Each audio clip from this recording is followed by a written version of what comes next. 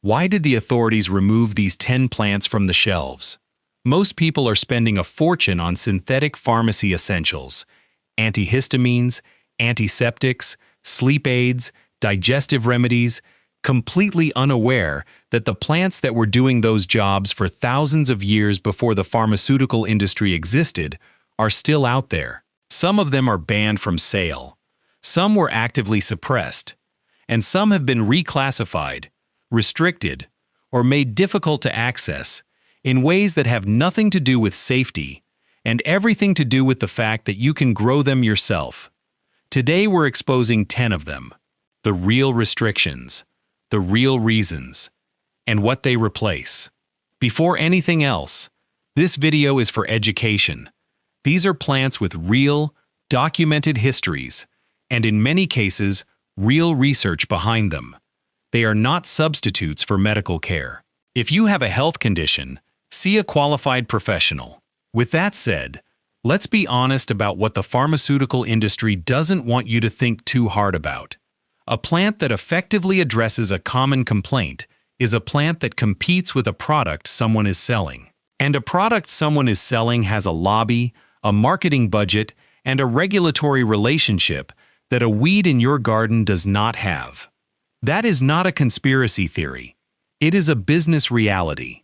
And understanding it explains why several of the most well-documented traditional remedies on Earth are simultaneously the hardest to find on a shelf. 10 banned herbs, 10 pharmacy essentials they replace. Let's get into it. If total self-reliance, including medical self-reliance, is the goal, subscribe and turn on the bell. And tell me in the comments, have you ever used a plant medicinally and had it work? Drop the name. Banned herb number 1, Comfrey.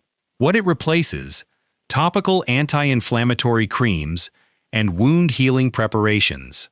Why it's restricted: Comfrey contains pyrrolizidine alkaloids, compounds linked to liver damage when taken internally in large amounts. This led many regulatory bodies to ban Comfrey from internal use products and supplements. In many countries, it can no longer be sold for consumption. Here's the real history. Comfrey's traditional name is knitbone. It was used for centuries as a topical application for bruises, sprains, and muscular pain. Modern research has confirmed allantoin, a compound in Comfrey, genuinely accelerates cell proliferation and tissue repair. Studies on Comfrey root extract cream have found real anti-inflammatory and pain-reducing effects when applied to the skin. The honest distinction: the restriction applies to internal use, not to topical application, which remains widely accepted. Comfrey-infused oil or salve applied to unbroken skin is the traditional and still practiced use. Legal tip: grow the sterile Bocking 14 variety. Confirm the legal status of topical Comfrey preparations in your region before selling anything. Number 1 is the bruise and sprain remedy that got half banned and remained fully effective for the use that was always safest. Banned herb number 2, Valerian. What it replaces: over-the-counter sleep aids and mild anxiety medications. Why it's restricted: Valerian is regulated as a medicinal product in many countries, meaning it can only be sold in licensed preparations at licensed doses, which effectively removes it from general sale in many markets. Here's the real history. Valerian root has been used as a sedative and sleep-supporting herb across European and Asian medicine for over 2,000 years. Modern trials have found evidence supporting its use for improving sleep quality and reducing the time taken to fall asleep, with a significantly lower side effect profile than pharmaceutical sleep aids. The honest use: dried valerian root made into a tea or tincture, used occasionally for sleep support. It has a strong, distinctive smell that most people find unpleasant, which is the main reason it fell out of fashion rather than any safety concern. Not for combining with other sedatives, alcohol, or prescription sleep medications. Number 2 does what the sleep aid aisle does. From a root you can grow in your garden, for the cost of a single packet of seed. Banned herb number 3, Elder, specifically the bark and leaves. What it replaces: immune support supplements and antiviral preparations. Why it's restricted: elder bark and leaves contain sambunagrin, a cyanogenic glycoside that causes nausea and vomiting. Multiple regulatory bodies have specifically restricted elder bark and leaf preparations from sale as food or supplement products. Here's the real history. Elderberry, the fruit, cooked, and elderflower are the safe, legal, and well-researched parts of this plant. Elderberry extract has been studied in multiple clinical trials and found to reduce the duration and severity of influenza symptoms. The bark and leaf restrictions exist for genuine safety reasons. The honest distinction: cook the berries. Use the flowers. Avoid the bark, stems, and raw berries entirely. This is one case where the restriction is the right call. What it replaces legitimately: elderberry syrup, properly prepared from cooked berries, is one of the most evidence-supported traditional immune preparations available, and it's free if you grow an elder tree. Number 3 is the immune herb with real clinical backing, and the restriction is the one on this list that actually makes sense. Banned herb number 4, Kava. What it replaces: anti-anxiety medications and muscle relaxants. Why it's restricted: Kava was banned from sale in several European countries in the early 2000s following reports of liver toxicity. The bans have since been partially lifted in some jurisdictions as the evidence was reviewed, but Kava remains restricted or banned for sale in parts of Europe, Canada, and some U.S. states. Here's the real history. Kava has been used ceremonially and medicinally in the Pacific Islands for thousands of years as an anxiolytic, an anxiety-reducing preparation, with a well-documented safety profile in traditional use contexts. Research has supported its effectiveness for anxiety reduction. The liver safety context. Most reported liver toxicity cases involved non-traditional preparations using aerial plant parts rather than the traditional route, or use alongside alcohol and other hepatotoxic substances. Traditional aqueous root preparations have a significantly better safety record. Not for anyone with liver conditions, anyone taking medications metabolized by the liver, or anyone consuming alcohol. Number 4 is the Pacific Island Anxiety Remedy, with thousands of years of safe traditional use, and a complicated regulatory history that has more to do with preparation method than the plant itself. Banned herb number 5. St. John's wort. What it replaces: mild antidepressants. Why it's restricted: in many countries, St. John's wort cannot be sold as a food supplement, only as a licensed herbal medicinal product, because of genuine, well-documented drug interactions. Here's the real history. This is the banned herb with the most robust clinical evidence behind it. Multiple large-scale meta-analyses have found St. John's wort effective for mild to moderate depression, comparable in some studies to standard antidepressants, with fewer side effects. The honest drug interaction warning, and it is serious.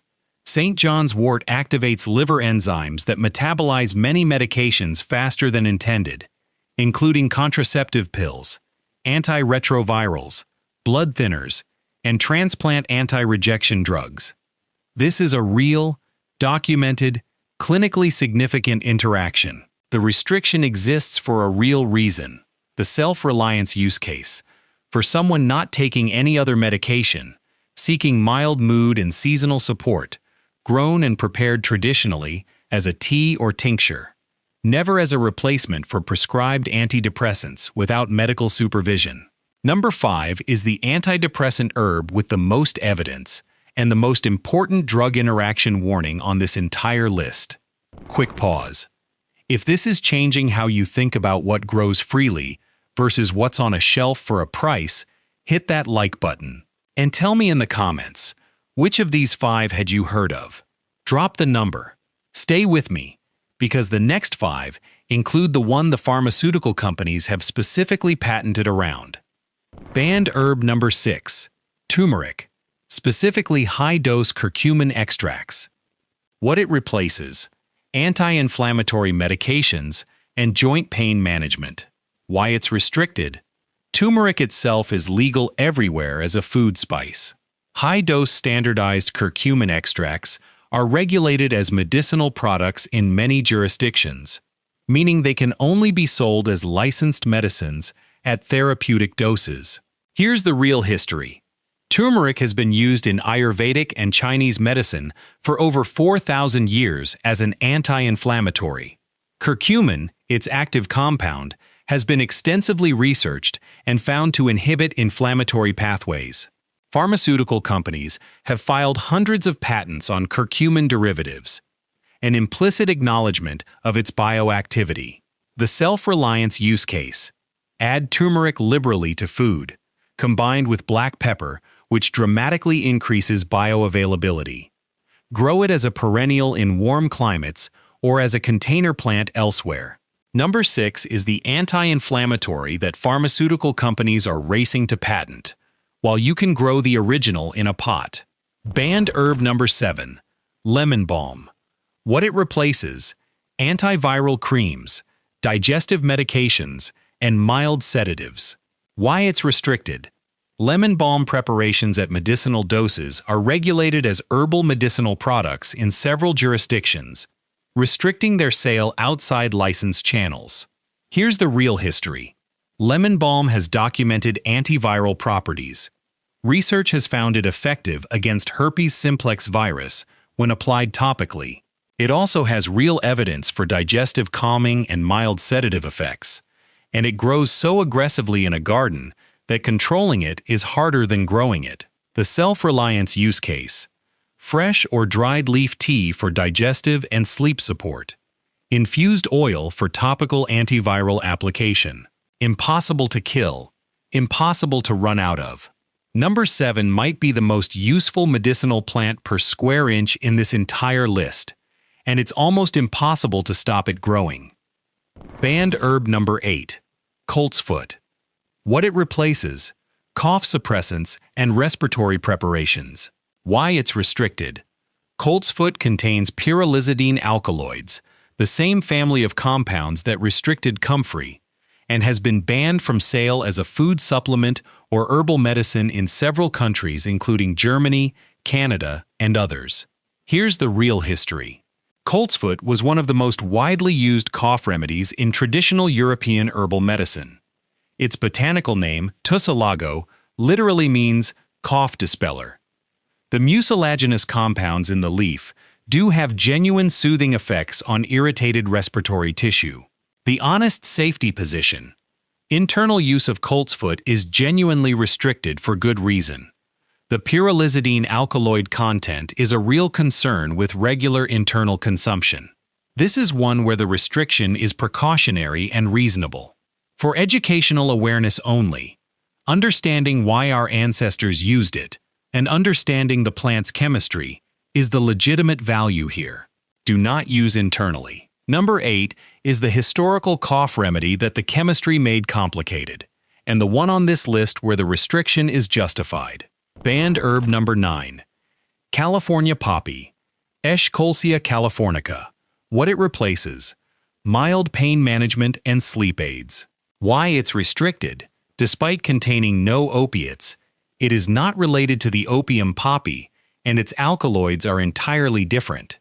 California poppy is banned or controlled in some U.S. states and other jurisdictions due to its visual resemblance to and association with the opium poppy family. Here's the real history. California poppy was used extensively by Native American peoples of the West Coast for pain management, toothache, and sleep. Its alkaloids, californidine and eschscholzine, have demonstrated sedative and analgesic properties in research without the addictive or dangerous profile of opiates.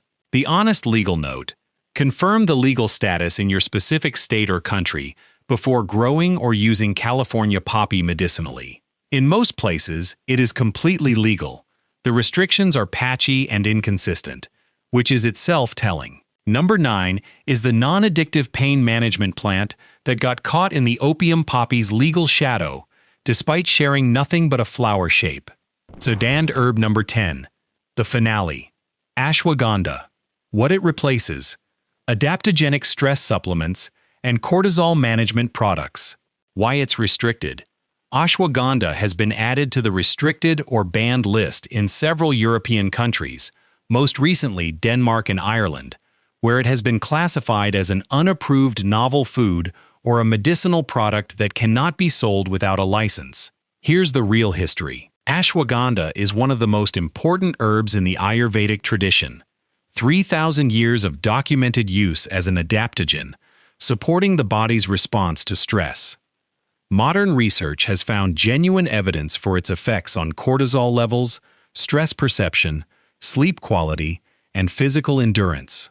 The honest context: the European restrictions are based on lack of pre-market safety data under EU novel food regulations, not on evidence of harm.